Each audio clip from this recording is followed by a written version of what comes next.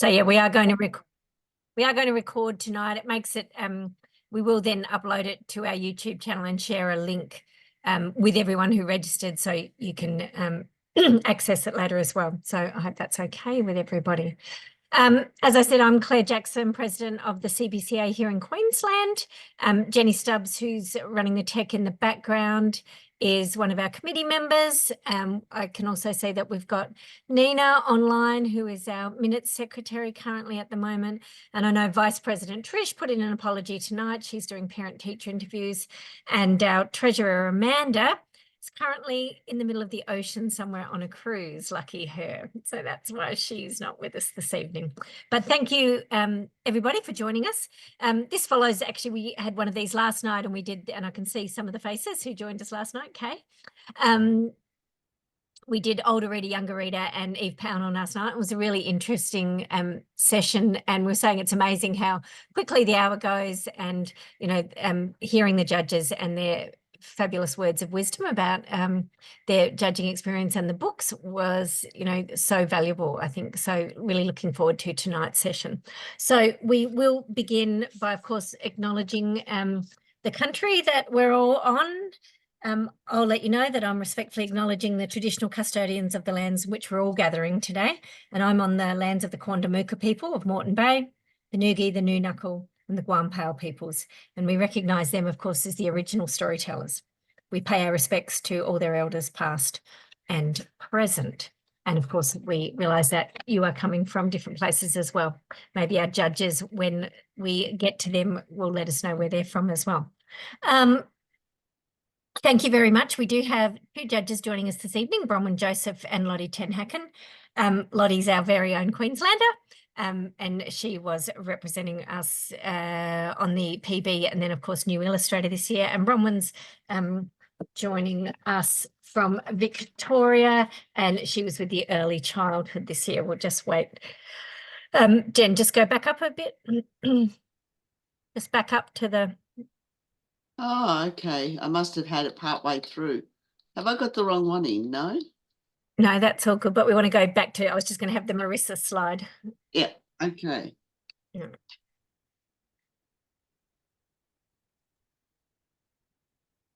Yeah, and so obviously we thank all the judges for their great work, makes our wonderful CBCA Book of the Year Awards happen. And of course, Marissa Calusi, as well as the convener of the awards subcommittee, you know, ties it all together. So we're grateful to all their hard work as volunteers in the background and behind the scenes to, you know, contribute to all of that. And what makes Book Week, really the CBCA Book Week, is, of course, the Book of the Year Awards. So we thank everyone for their hard work. Categories this year, the 6 categories. As I said last night, we talked about Older Reader, Younger Reader and the Eve Pownell. Jen, can we go next slide? And so tonight we're looking at the early childhood, and my figures said there was 126 entries. I do know last night our judges had a couple of variations on the final numbers, and I've got here that picture book there was 201. So interesting that that's the most popular. Might maybe Lotte will have something to say about that. And New Illustrator had 40 entries. So we are going to start this evening with our early childhood. Obviously, there was 3 judges, Catherine,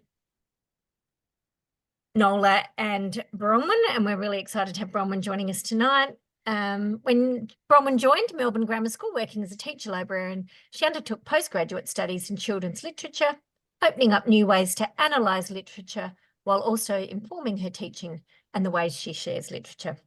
Bronwyn is dedicated to connecting young students to books that engage them and give them success. She's a strong advocate for the use of picture books across all areas of the curriculum, encouraging and supporting teachers. Bronwyn's thrilled to be judging the early childhood category. And I think, Bronwyn, I'm right in saying this might be your last year, is it? Yes, my 3rd year and my last year, yes. Okay, so welcome, Bronwyn. Thank you very much, and over to you.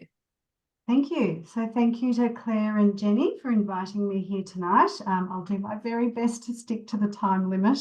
Oh, I think judges get very excited. Oh gosh, I shouldn't have said that. And yes, that is correct. We had 126 books entered. and 25 of those became notables. Just as a side point, I have sent Claire a document about ways to use the text that I've just created using thinking routines and other strategies. So I won't touch on that tonight, but Claire's going to share that with you if you're interested. Okay, Jenny, if we could have the first slide of Can You Teach a Fish to Climb? Oh, there's our six shortlisted beautiful books, which was really exciting to get to that stage. And I'll talk about the illustrations later on, but this is one of the pages. So this is by Jane Godwin and Terry Denton, based on a quote of unknown origin, which I'm sure you, from the book, you would have recognised the quote. Themes of questioning, self-esteem, individuality, well-being, embracing difference, personal strengths, animals and abilities, diversity. Lots to explore there. What the judges liked was that this is a powerful book, that it's been created with quite a light touch, and we thought it was very fresh and unique in its approach. It's quite interactive and imaginative, and great for one-on-one sharing as well as whole group. And we felt that this could be used with the upper end of early childhood, but also beyond that age range. And it would sit well in both homes and in educational settings. So it would work across the board there. In terms of language, it's precise and effective, and the vocabulary is suitably pitched to younger readers, although, as I said, it would suit most primary age children. It begins with a posing of questions, which are both preposterous and comical, and the children absolutely adore listening to the questions. And this device is a fresh approach to engage children in reflections and discussions, and there's lots to talk about with this book, particularly diversity and acceptance of others and self. The simple questions will encourage readers to think deeply about what is being asked, and the narrative's written in two parts. So the initial one is the questions, and it's quite a fast pace. And then the second half is more thoughtful and cleverly incorporating fascinating facts that show remarkable qualities of different animals and creatures. So we love the two sides to that.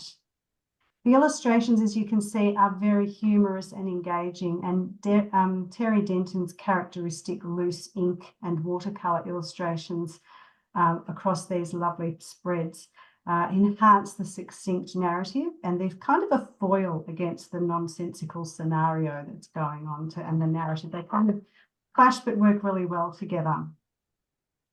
So in terms of illustrations, they're humorous and engaging. Well, I've said that, sorry. And the design elements, we really liked the use of white space in this book because it is quite a hectic book at times, and we felt that gave relief and distinguished also the text from the image. And the font size we thought was perfect for early childhood in terms of size and placement. So that's my first book. The second book I'd like to talk about is One Little Duck. And Katrina is here. So Katrina, I hope I do this book justice to you. I'm sure I will. It's just a beautiful book, and you will all have read this. So this is about Duckling, who sets off each day for a farmyard adventure and returns with a new friend, each time seemingly called by Mother Duck, who has forgotten how to quack. So we end up with quite an array of different farm animals. And this is a really clever twist on the classic Five Little Ducks. Kind of meets We're Going on a Bear Hunt in a picture book that preschoolers will absolutely love. And I know that when I've read it with the young children, they have really enjoyed this book enormously. Themes of farm animals, farm life and adventure. Now, what the judges loved, this is an absolute joy to read aloud, or I have to say sing. I'm not much of a singer, but we do sing this aloud. And the children love joining in with the refrain. The anthropomorphized animals have wonderful daily excursions, even ending up in a tent on one of the pages. And some of the children might be quite familiar with these experiences. Some may not, but that's another talking point. There's a real build of anticipation in this book and enticing readers to turn the page and join in. You just want to see what's going to happen next.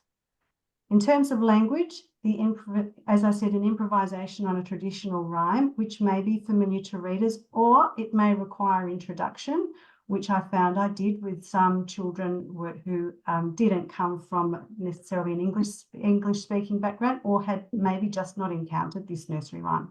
So either way, I introduce it or they will know it already. There's great use of onomatopoeia and a really consistent rhythm, and the skillful rhyming, which actually allows children to predict and finish off the phrases really well. The metre has been perfectly maintained, and there's great humour on this, particularly on the every second spread where we see the kitchen becoming more and more crowded as more animals arrive and wait for a meal from Mother Duck. Design elements have been well considered, with the end papers subtly tying. The wallpaper inside the duck's house are the end papers, which is lovely, and a strong large font has been used, as you can see here. The use of speech bubbles to focus on animals, sounds and words is a key teaching tool. The layout has been really carefully considered with a thoughtful balance of text and images, and these panoramic double page spreads of the daily adventures, and they alternate, as I said, with the page split of the Mother Duck. And the other thing that's wonderful is the hidden secret that children love to find, that they can predict what animal is coming next because it's just hinted at the prior page. The illustrations are digital with rough line work fleshed out with drawn pencil. So as I said to the observant reader, the illustrations foretell cleverly the next farm creature that comes along, and we'll go back to Duck's house. Perspectives on the double page spreads are kept to a worm's eye view, which is really lovely because it's drawing the reader into the setting. There are engaging details in the drawings, and the gentle colours used add to the appeal. So a delightful book to share, particularly with the early childhood age. It's perfectly pitched at that level. The third book I'd like to talk about is called Gymnastica Fantastica, and this is about by Bronwyn Stewart and illustrated by Bronwyn Stewart as well. About a young child calling themselves Gymnastica Fantastica, who addresses the reader directly and invites them to come in and watch their gymnastic show. Themes of gymnastics, embracing imperfections, new talents, self-confidence and exercise. We just thought this was joyous to read. It is filled with rhyme and rhythm, movement and colour, and an absolute joy to read aloud. Children are very likely to want to join in on the action, so make sure you've got a safe landing spot for them. The child is not gendered, which we really liked, so that leaves the reader to interpret this narrative in their own way.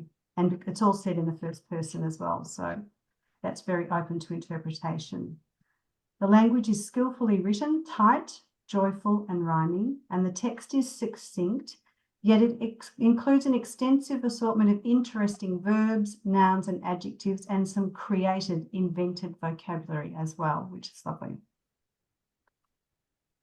With the illustrations, I've chosen this page because this is just one image, but the whole book just exudes energy and exuberance and movement with the pencil, ink, crayon, gouache and digital illustrations.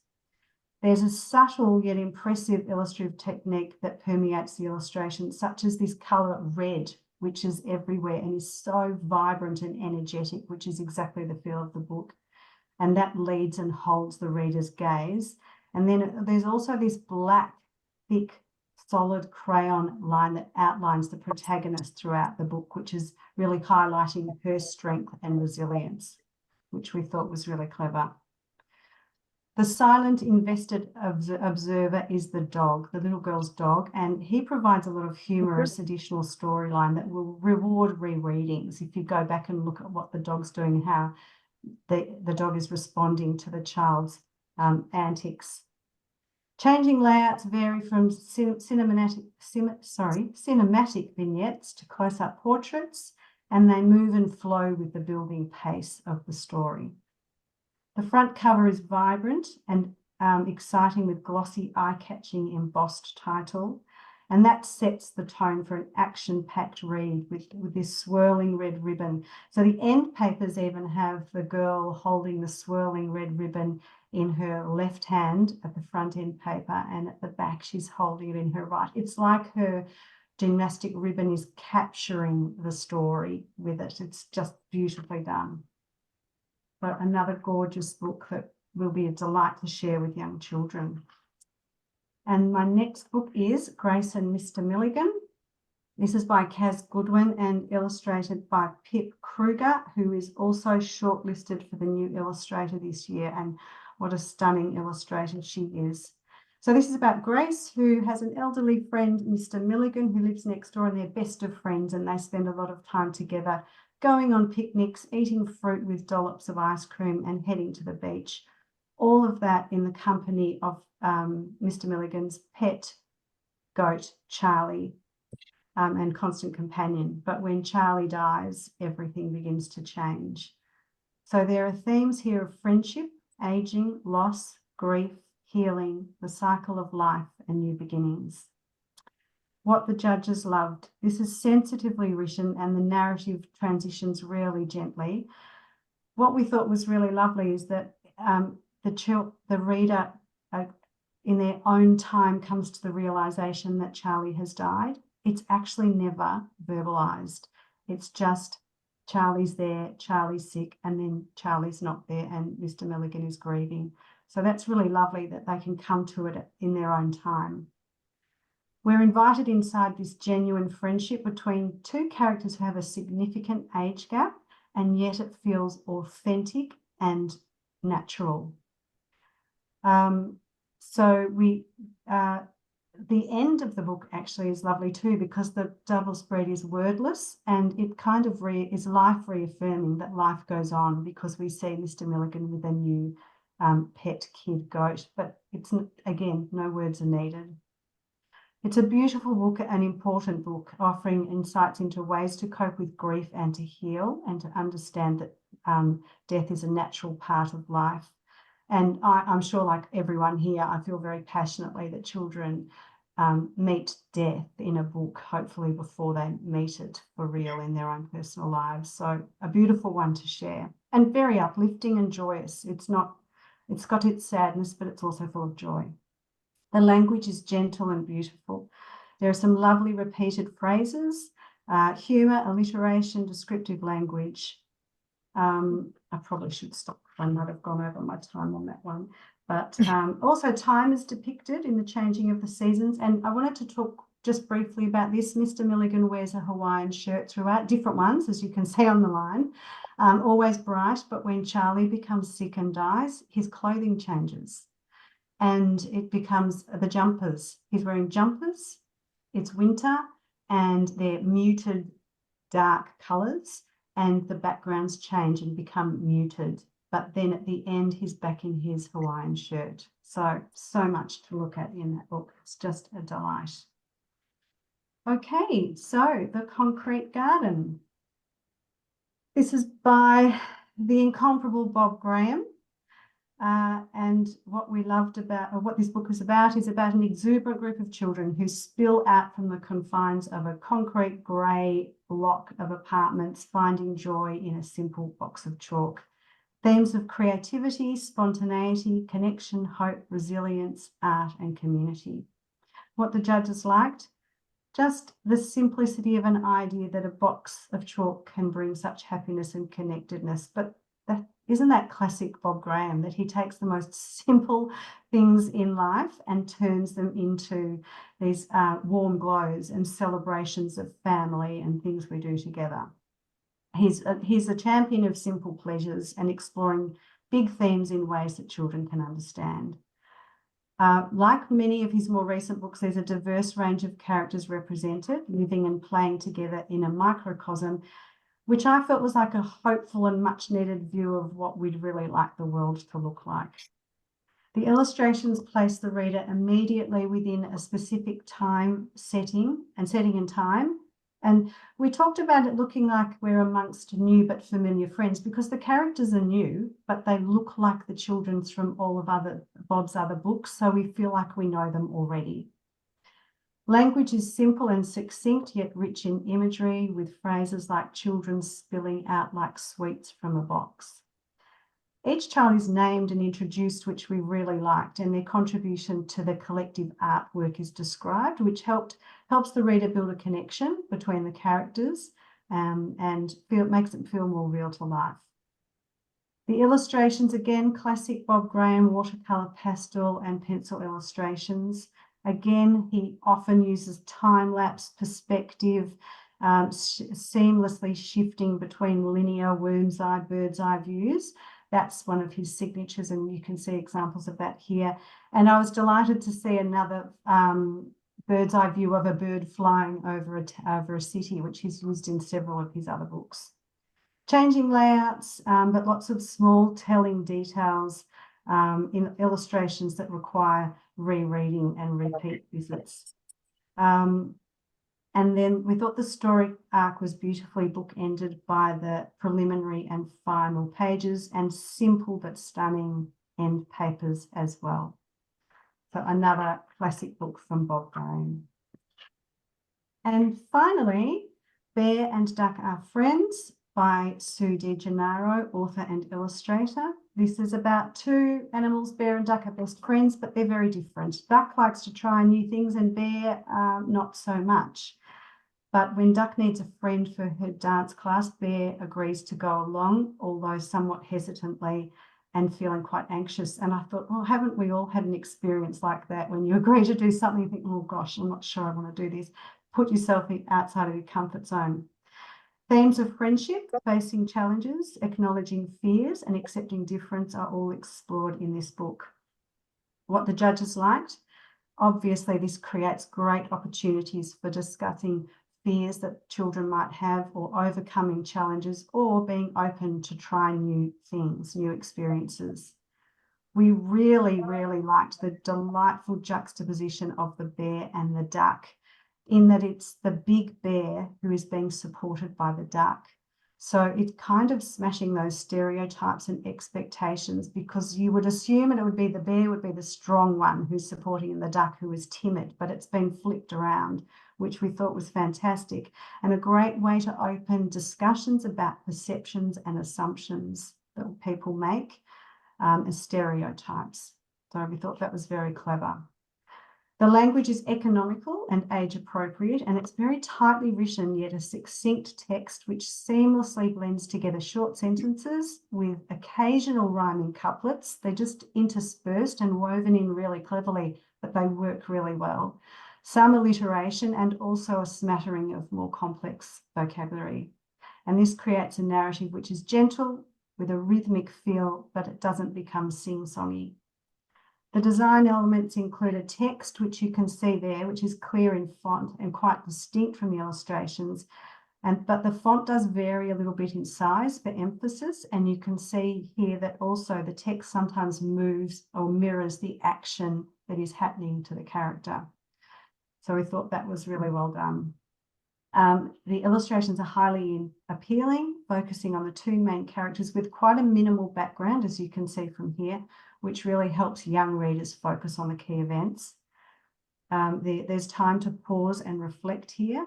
The illustrations, again, are kept at ground level and close up, so the implied reader feels like they're part of the narrative. And there's a strong use of white space, which serves to focus the reader's attention on the action and make the pages feel uncluttered. And that is the end of the 6. I'm sure I went over. I'm sorry, Claire. Oh, no, you've been perfect, Bronwyn. You are perfect, perfectly on time. In fact, I did mean to mention at the start, if anyone had a question that they wanted to put forward, you're very welcome to write one in the chat, or just to put your hand up digitally, and we can certainly get to you. Bronwyn, I was just going to ask you before we moved on to the next one. So Jen, we might just go back. Is it hard to be, objective when someone like Bob Graham, who you do know and love and who everyone knows and loves, when his books come in every year, or just about every year, is it very hard to be objective, or is it easy to step outside and just look at it for face value and try and talk, walk away from the fact that, and I'm sure you have other authors and illustrators that put books in, frequently all the time too. Is that something that you really have to address in the room with the judges and move on, or is it just is it just so obvious that his book is that good apart from who he is? Well, look, we all come to books with authors we know with some preconceptions about them, I suppose. But because we have such a rigid set of criteria that we analyse the books against, and I don't have one here, I should have brought one, but I print it out and actually write to each criteria. So I think we cover ourselves by reflecting just on that book by attending so clearly to the criteria, and that's really important, because it is easy to say, oh, it's Bob Graham, and we've had some discussions in the past about other Bob Graham books that have come and where they fit. So it is easy to think we might assume that, but we have to put that aside. Of course, every time I see a new Bob Graham book, I get excited. But as a judge, you put that aside because we're using those criteria with very clear direction and purpose. And if it doesn't meet the criteria, then it doesn't go through. If it's not age appropriate, or the language isn't appropriate, or the illustrations don't work, then we wouldn't put it through.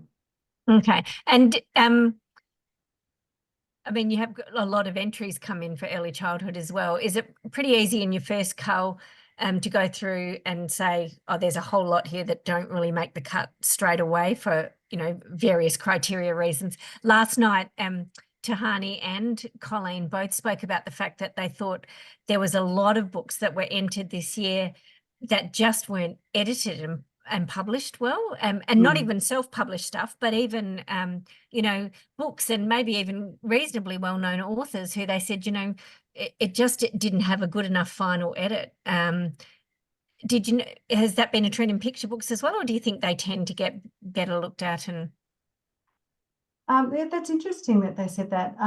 I wouldn't say we had noticed any editing issues on the ones that are published by well-known publishers.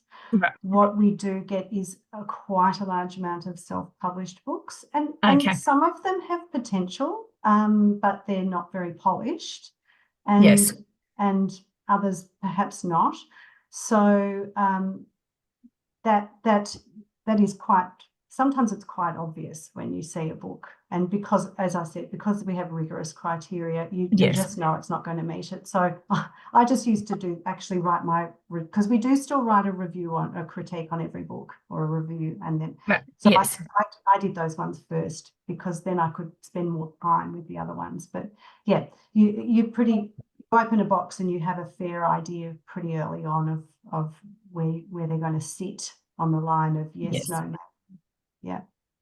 Perfect. Well, that has taken us perfectly on time. Thank you very much again for your time, Bronwyn. I know you've got to leave us now, but yeah, we really do appreciate it. And I will remind everyone at the end again, but there is that list of critiques that are on the CBCA website that have come from the judges for all the shortlisted books as well. So everyone can access that from the website as well. So I'd really encourage you to direct people to that as well if you're looking at the books. But you've made me very excited. I haven't had a chance to look at the EC. I actually work as the head of libraries in a secondary school library, but my one job is to read to the kindies, and I've entered us in the early childhood shadow judging this year. So now I can't wait to do these books with them. Fantastic. Oh, that's great to hear, Claire. Thank you so much.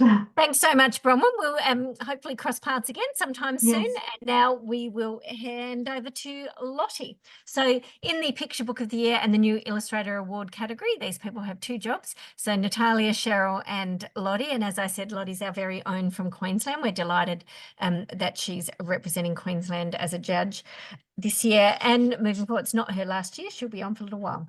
So Lotte's been a primary school educator for almost 20 years. She has a master's in teacher librarianship and has been a TL since 2016.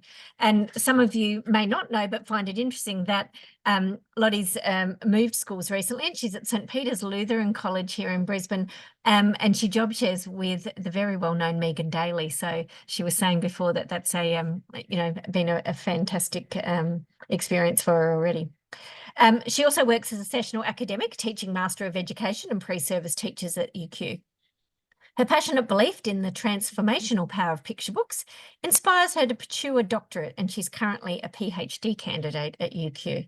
I just said before, I'm not sure how Lotte sleeps, but anyway. Her research focuses on using picture books to stimulate dialogue and foster children's intercultural understanding, and she's particularly interested in visual and critical literacy. Her favourite part of the year is Book Week, and she especially enjoys having animated debates about the shortlisted books with her students and anyone else who will listen. She's thrilled to contribute to the mission of the CBCA to celebrate and advocate for the value of stories through her role as a judge. So welcome, Lotte. Thank you very much. I'll just share my screen, hopefully.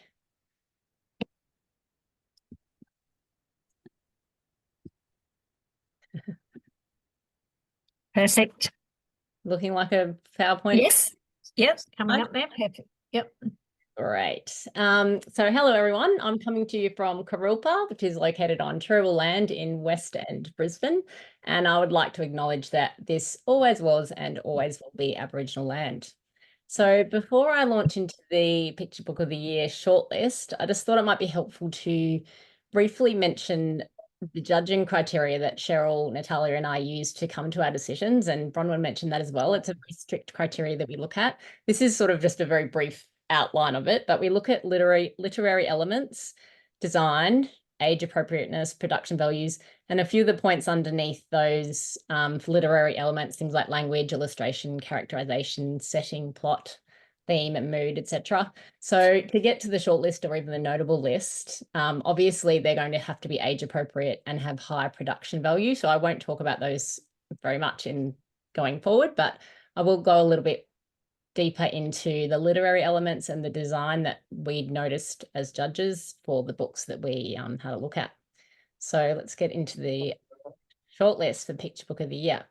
So Bowerbird Blues, Every Night at Midnight, If I Was a Horse, Paper Flower Girl, That Bird Has Arms, and Timeless. And they're there in alphabetical order by title. Let's start with Bowerbird Blues. It was written and illustrated by Aura Parker, published by Scholastic Press. And I'd say it's suitable for the full range of primary age children and early childhood also. It's a lovely book for adults too, but probably hasn't got much interest above primary years. It has sophisticated vocabulary and absolutely stunning illustrations that weave with the text seamlessly. There's a really strong characterization, which is kind of quite amazing considering it's a character of a bird, a bowerbird, and there's a really strong sense of place with the bird's nest setting.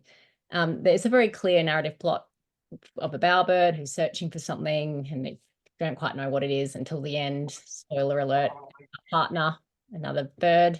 So there's themes of belonging, relationships, searching, and it just portrays that yearning and joy really beautifully. The design is by Hannah Jansen. I have this thing about always checking to see who the designer is for picture books, and actually Hannah Jansen features very heavily in our shortlist, so obviously very talented. There's brilliant use of typeset and typography to enhance sense of movement. I've just got one page I'll just show you if you can see that kind of thing where you've got the font really working really well with the illustrations. Obviously, there's a fairly limited color palette with this one, but it works perfectly with the blues because of obviously the bowerbird theme there. And the cover design is just absolutely stunning. I've already seen a few librarians and teacher librarians making beautiful displays of this one in their school libraries in the lead up to the National Simultaneous Storytime. And this is the book for that one this year. All right. Next one, Every Night at Midnight. Is written and illustrated by Peter Cheong and published by Affirm Press. It's particularly suitable for middle primary. It also could be enjoyed for the full range, but I think the middle primary students would enjoy it particularly. It has evocative language and excellent variation of sentence types, so really short sentences and repetitive sentences and then longer ones. It works really well. Be a good mentor text for teaching writing. It has really beautiful, compelling illustrations that weave with the text, and they tell more than half of the story. So you really need to be concentrating on the illustrations in this one to really capture what's happening. There's strong characterization of Felix, the main character, and he turns into a wolf each night. There's a bit lonely, kind of loves that he's a wolf, but also wishes that he wasn't going to turn into one every night. And the setting is just beautifully illustrated with just really this urban setting in that limited color palette again is just stunning. So it has a clear narrative structure with he turns into the wolf each night. He meets someone else. He discovers who this other wolf is. And then there's a really lovely surprise ending that I won't spoil for you with some friends from school as well. The end papers are very clever and they tell part of the story as well. So it's really important, and I always do this with my students, that we always look closely at the end papers to see what extra information we can get from, and when they change from the beginning to the end, even better. So the design, as I mentioned, Hannah Jansen before, she would design the other one as well. The typography, typeset, it all works so beautifully together. And I love how that the cover design kind of gives us a hint about what's to come with that big shadow of the wolf there. Next one is If I Was a Horse, written and illustrated by Sophie Blackall, who's very talented and is often makes it to our shortlists. A favourite of mine as well, published by Lotte Children's Books, and it's suitable for the full range, but probably mostly early childhood and lower primary. The cover, I meant to mention the cover last, but it is just amazing, and it has this glittery, textured, beautiful kind of hat and tutu happening thing that just makes you want to touch it and open it and get into it. So it has sparse, simple text that leaves space to explore the images really closely and to kind of create your own story. The illustrations do tell most of the story, and they provide really, apart from the fact that there's a horse in a house and in a swimming pool and et cetera, it's really highly relatable scenarios. So there's a very strong characterization of the main character, the horse, whose identity is revealed at the very end.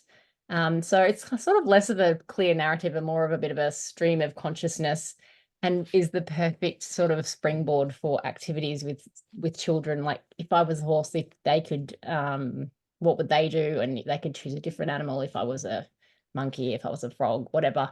Lots of work we can do with those kind of ideas. It's just a really wonderful stimulus for encouraging imagination. So the design is just stunning, and it's actually Sophie Blackall also does design. So she was part of the design team for this one, as well as David Kaplan and Panchanta Paper, which I'm sure I've just pronounced wrong, but I've tried. And the text is really sort of disguised and camouflaged almost, because it's not really meant to be central part. It has a really extensive color palette and works perfectly with the whole imagination and all those beautiful scenarios. There's very clever end papers. So you can see there's like a child's drawing and then a more sophisticated drawing and then a more sophisticated drawing again at the top, and it really shows the passage of time, this idea of growing up. And so those themes of family life, growing up, yearning for freedom, that kind of thing really shines through.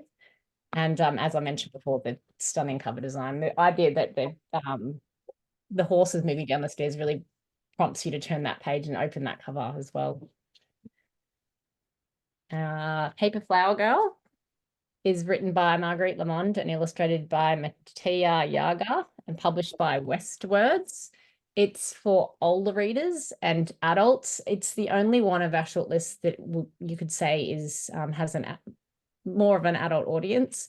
Apparently that's quite unusual. This is my first year of judging, so normally there's many more books that are targeted at that older age, but we really don't have very many in the 201 books that were entered.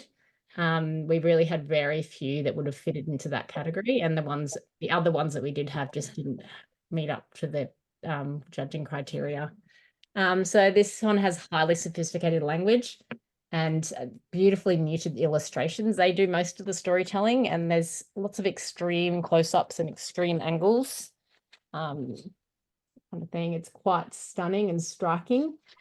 There's nothing to stop you from showing smaller children this. They just probably won't get as much out of it, and they might think, well, that's a bit of a scary giant or whatever. The there's a very loose narrative structure. It's we had a bit of debate amongst the judges about what the story actually was. What was clear is that there is this theme of good versus evil. So there's the paper flower girl and this giant, this very kind of poetic, lyrical language, but the meaning is never particularly clear. So it's really one of those ones where you can kind of make it what you want and interpret it the way you want to interpret it, which I think was intentional.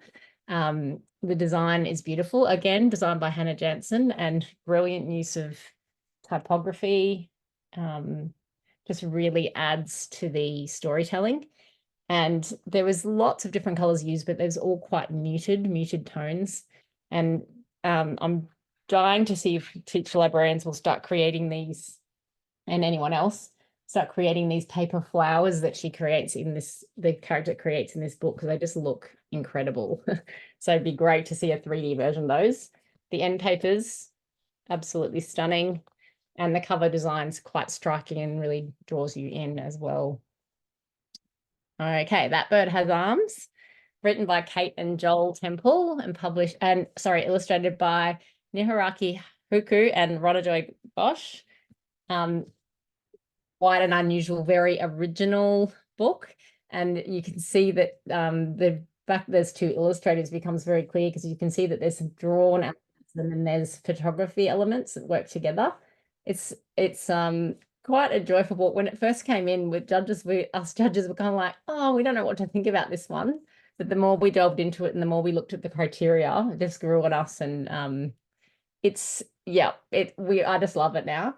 It's simple and effective storytelling through a narrator's description. The language that they use is probably not its greatest strength. It's more about the whole package. The illustrations are just hilarious, and they really they complement the storyline. They have lots of really humorous inclusions that there's definitely a dual audience in mind here, with adults, with a few little references to things that might not be as obvious to young children, but certainly won't detract. There's just sort of things like, oh, hey, he's eating with his hands. No, it's a knife and fork. It's just really quite funny, and it's a really clever use of popular culture. So they use social media and tweets and little screen grabs of phone messages and that kind of thing. And it's a very clear narrative with a kind of like accepting difference and growing up and individuality and sort of being happy with who you are and your identity, but all told through this sort of a character, Roy, who has to try and save the day with his arms when disaster strikes. So yeah, really fun one. And I think that cover really sort of draws you in as well. You just want to think, what is that about? It's so unusual and so original. So really fun one in the list. Okay, sorry, my thing has frozen. There we go. And lucky last, Timeless, illustrated and written by Kelly Canby and published by Fremantle Press. I'd say this one is definitely suitable for all ages, from early primary all the way up to adults. Really enjoyed it. It was one of those ones where I read it once and the judges, we all read it, and then we read it again and we read it again. And from when we first received it, it was one that was just really stood out to us, as are all these ones in this shortlist, of course. The end papers are incredible. Just a very busy, colourful, full-on, vibrant kind of beginning, and that kind of gets carried through, but there is also a lot of white space that gives you a bit of breathing space. There's an extremely clever use of language with multiple puns, traditional phrases, double meanings, and they're all about time. So I'll see if I can think of an example. Time after time, day after day, until eventually there was simply no time at all. Someone was always running out of it, or losing track of it, or lying around letting it slip through their fingers. And the illustration that adds is with that slip through your fingers one. Some reference to popular culture there too, with some parents people on their phones. So it's sort of these, so this character, main character Emmett, which is time spelled backwards, is searching for how to get more of this time, basically. So it's themes of gratitude, priorities, search for meaning, quality time in general. It portrays yearning and joy really beautifully. It's kind of quite poignant in a lot of ways. The design is just really cleverly done. Kelly Canby was the designer for this book, as well as being the writer and illustrator. It's just a brilliant book overall, and just really funny as well. Really enjoyable read. And I haven't actually read this one to any of the students yet, but I really can't wait to see what they think of it. All right, I might need us a little break for a second if anyone has any questions. Lotte, I was going to say, you mentioned the designer in that, which I've never heard anyone talk about before. So we've got author, we've got illustrator, but is the designer someone from the publishing company who then puts it together and makes choices like font and where the pictures go on the page? And yeah, so obviously it depends on the publisher how much they do and how little they do, but a bit like an editor. So sometimes they'll make sweeping changes and they'll say this has to go, but a designer will often choose the placement on a page. So I just hold up this page. It's a very kind of balanced, look, that one with lots of white space. So the designer has chosen where that text goes and where those images go to make it work the best for that storyline. So if you have a good designer, it can really make or break a book. And I think Bronwyn was saying earlier that some of the books that came into early childhood in the Save Picture book, not necessarily self-published, but ones that really needed to have a bit more editing and a better designer to just really bring it up to the quality that we're looking for in the criteria. So yeah, we had quite a few entries that where we had sort of went, that's not going further straight away, just because that quality, they might not have had an editor, or not an editor, a designer actually making it work on the page. So yeah, it's I kind of got into it because I started getting curious about who these people are and what that is, and sort of looked into it a bit. And it is a really important role, and it's not often celebrated. So I thought, no, exactly. Yeah, it's an interesting role. We almost need to celebrate them as well in the awards and mention them, really, don't we, in lots of ways. It was interesting you touched on before too. I had this down to talk to you about that. You know, because as a secondary, in a secondary school, you're always looking for that picture book category when it comes out. Is there going to be some things that I can use with my secondary students and explore? And often, as you said, in previous years, there's often quite a large number of the books are maybe even targeted to secondary or adult kids, whereas as you were talking, not so many there. So you had the biggest entries to look through, the 200. Was it once again, was it easy to get rid of lots of those straight away quickly because they just don't meet that criteria? And yeah, do you think that's a trend that people aren't writing picture books for older kids now, or has it just been a one-off year? Or yeah, I think it's just a one-off year. It's quite, not every single publisher is going to enter their books into awards as well. So I think part of it might just be a marketing thing, but I'm not sure. We'd have to talk to some booksellers to see whether there's been less just produced this year. But I'm very interested in those books for older readers generally, because I do a lot of work with critical literacy and I work with university students, so we often look at those types of books. But I do think that secondary teachers do need to look at books that not necessarily for adult readers, but are for children, and there's so many things that you can do with them anyway, especially ones that are what we call kind of like issues books or controversial books that are looking at particular social issues. It's always a great little kind of starting point. Yeah. Perfect. Are you happy to dive straight into your new Illustrator now? Sure. No one else had any questions? No, nothing in the chat? Nothing in the chat, and I can't see any hands up at the moment. So no problem. All right. So the shortlist for the new Illustrator books, I'll do a lot less talking this time, I promise. No, you were good. The age range again is 0 to 18, and this is awarded to an illustrator who is new to the field of children's book illustration. And the reason I point that out is we sort of had a bit of a debate, not a debate, but a discussion with the judges about comparing an established artist to an unknown person, and is that fair? And actually the criteria says that they just has to be their first children's book. And not just that, because some illustrators do little bits on the side that are not, where it's not, the illustrations aren't really an integral part of the book. And I know that I think the wording of the judging might have changed recently as well to make this really clear that they may have published a book that's for children, but it's not necessarily a picture book, as in where it's really part of the story line, basically. I'm probably not explaining it well, but hopefully you know what I mean. So they have to form a significant part of the book's narrative or the information content. So like for the same for picture books, the literary elements are looked at, and design as well. They're still part of the judging criteria, but the thing that we weren't allowed to look at is the quality of the written text. So for some of the entries, the written text really, in terms of picture book judging, was let down by the text let down the illustrations. But in this case, it doesn't matter what the quality of the text is. We're just looking at the quality of those illustrations.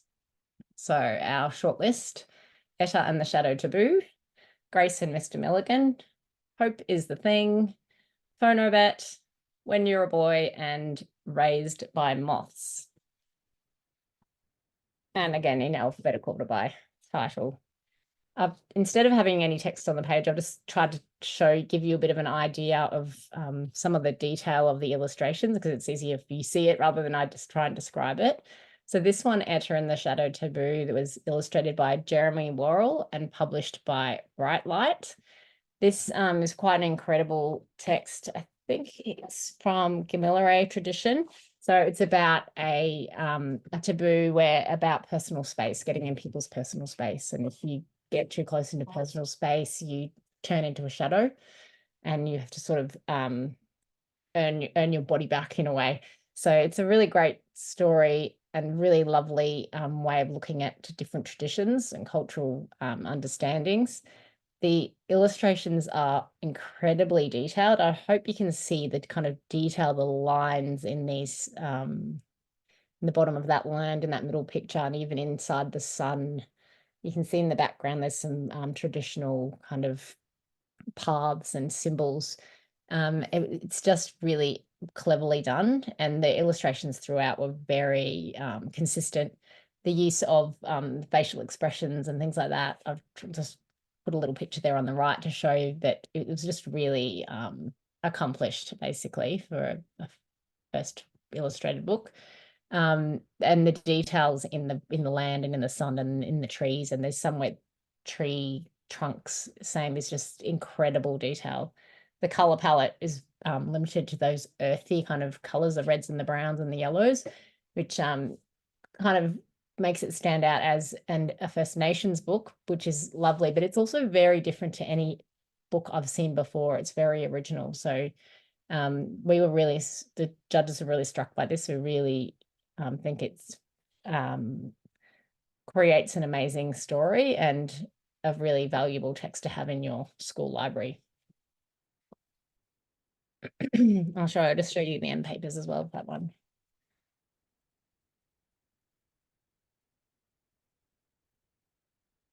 I'm a little bit obsessed with end papers. I get really disappointed when a book doesn't have end papers or just has a plain color, and I'm like, oh, that's sad. All right, next one is Grace and Mr. Milligan. As you've already heard from Bronwyn about this one, it's glorious, and I found it really interesting that I actually chose one of the same images that she chose for hers. This one with the Hawaiian shirts, Grandpa's Hawaiian shirts. Is illustrated by Pip Kruger, as she mentioned, and it's published by Marshall Cavendish Children. I actually found it hard to believe that this was the first book, because it just looks like someone who's been doing it forever. It looks so accomplished, and it's such a great job. If you have a look in that middle illustration, that's indicative of a lot of the illustrations. It just has all these little snippets of life and character and setting that are just really clever. From the wind vane on the top of the yellow house, the macrame plant hangers from the house next door, and they even have the chicken on top of the goat. Those kinds of things are just really whimsical and lovely and joyous, and it's a really heartwarming story, even though it has grief in it. And as Bronwyn mentioned, the use of color is really effective. The colors do change depending on the mood of the story at the time, which is really clever. And yeah, overall, just a really, really lovely, beautiful illustration job on that one. Okay. Hope is the thing. I mentioned before that there was some debate about established artists. This is one of those, an example of one of those where Erica Wagner, who is, if you Google her, she has quite established herself as an artist and is clearly incredibly talented. It's amazing. I think kind of honing your art to the art of a picture book is really quite a different skill. So you might be amazing at doing a painting, but that doesn't mean that you can make a picture book work with the illustrations that have to work with text and that sort of thing. So the use of collage in this, hopefully you can see in those images, in that top one with the magpie, you can see the print. There's a little bit on the side where you can see it's like part of a map that's been torn. Just really beautiful details that have been captured really well in this book. Also, you can see the paint strokes and that kind of thing, but it's still manages to look quite realistic in a way. That image there on the right is the end paper at the beginning. I think they might be the same at the end. Slightly different at the end. It goes to a darker, so maybe it's sunrise and sunset possibly. But the bigger image in the middle there shows the amazing detail of those paper cuttings and all the little bits and pieces that have been layered and on top of each other with torn paper and cut paper, and just the use of color in terms of the mood that the book creates is just really incredible and really beautiful. Okay, next one is Phonobet. Is illustrated by Kim Drain and published by the National Library of Australia. So it's essentially a book about the sounds in the English language. So a bit of a dry topic, but it's definitely not a dry book, and that's mostly in part to the illustrations. So a really kind of retro feel illustration, very bright, not a lot of white space on a lot of the pages where full color, but then there's other pages where the characters stand out if they're making a particular sound for the book, because it's about the sounds, obviously. I couldn't tell. I tried to find out how they actually made this, because it looks like it's paper cut almost, but I couldn't actually find out if that's what it was. Either way though, and most of these texts have been partly done manually and then partly enhanced or changed digitally. And that, I mean, there's no problem with that, because you still have to be the artist and know what you want it to look like to be able to create that. So, you know, some people say, oh, it's cheating using an iPad or whatever, but I absolutely do not agree. I think the talent is there regardless of the tools that you're using. But this one really, the designer would have had a very big job with placing everything on the page as well. So it's hard to know actually what only the illustrator did and what the designer did, but hopefully they worked in cahoots, in conjunction with each other. Really joyful. I think it'll be a very popular one if it just fly off the shelf, I think, in a library or in a bookstore. But because it's about sounds, I'm not sure that the storyline is going to quite capture everyone, but it's a perfect teaching tool and perfect for parents with small children who are learning about sounds. So really an early childhood level one, that one. When You're a Boy is illustrated by Blake Nudo and published by Affirm Press.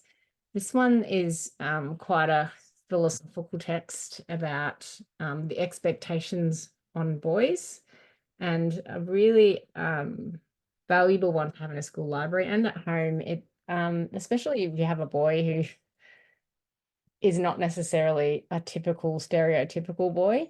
So the boy that's in this does do the stereotypically boy things, but then the dad, we assume, is trying to urge him to see another side, to also being able to have patience and you know, the being content and being mindful and all of those things. And the illustrations in this one are just really awe-inspiring. Like each new opening is quite an amazing kind of piece of art. I've just tried to give you a few different ones because the use of shadows in particular it's really effective. So even in the top right corner, you can see the big shadow at the bottom. It really shows you that it's like high up a mountain. And then the ones where it's a view from above, of them lying down, you can see the shadows of the tree that's above them. That kind of thing is just really clever, atmospheric kind of illustrations that look like they've been painted, and then it looks like charcoal as well. If you look closely, the photos of the illustrations really show those lines that they've drawn, whether it be digitally or in real life. Yeah, so just really amazing different perspectives and layouts and composition that make it a really accomplished work. And lucky last is Raised by Moths, illustrated by Michelle Conn and published by Midnight Sun Publishing. This one is another example of really effective use of different perspectives, and I've tried to show with the examples I put up there that one that's like straight down bird's eye view with the children in the top of the ride, the merry-go-round, I was going to say merry-go-round, but Ferris wheel, looking down, and it just really captures that kind of excitement of that fair. But it's also quite a serious topic about children that have been adopted. We think it never actually is mentioned, but it's talks about a child who thinks they've been raised by moths because they know they have a special affinity with moths, and moths always come and talk to them, and they have a relationship with moths. And it sort of, it tells you that the character tells the reader that he was raised by them, and then later in the story the friend realizes that she thinks maybe she was raised by horses. So I think as judges we sort of underline about whether it was actually about children that have been adopted, but it seems like it is, that if it hasn't, it's certainly a discussion starter, a good thing for imagination. So the age range for this one is a little bit tricky because it's perfect for early childhood, just as a story and a nice imagination kind of thing, but it could also be kind of delved into for slightly older children, middle and upper primary, to look at more of those family kind of relationships and how things like that work in terms of how you are raised. So yeah, it's a really kind of thought-provoking one that has really stunning illustrations that Michelle Conn did a really good job with. And that's it. That's all I have. I'll stop sharing and Done very well, Lotte. Thank you. You touched on the fact that some of the, in fact, maybe all of them have had some element of using some sort of digital presentation as well as, you know, a traditional art mode. Yes. Has there been discussion about generative AI and how that's going to impact maybe picture books? Like, are we going to be able to tell in the future? Does that matter if someone generates their pictures with AI and then uses them? That is interesting. I do believe, well, we don't know for sure, but there were a couple of entries that were not particularly high quality that seemed like, I'm guessing that they were using generative AI. And at this stage, I mean, it's in early stages of its technology, it looked like it was sort of like the same character throughout, but the face changed. Like it was like in the same terms, but the face wasn't quite the same. Like it was skinnier or fatter, or the eyes were wider or skinny. And so there was no consistency across from page to page.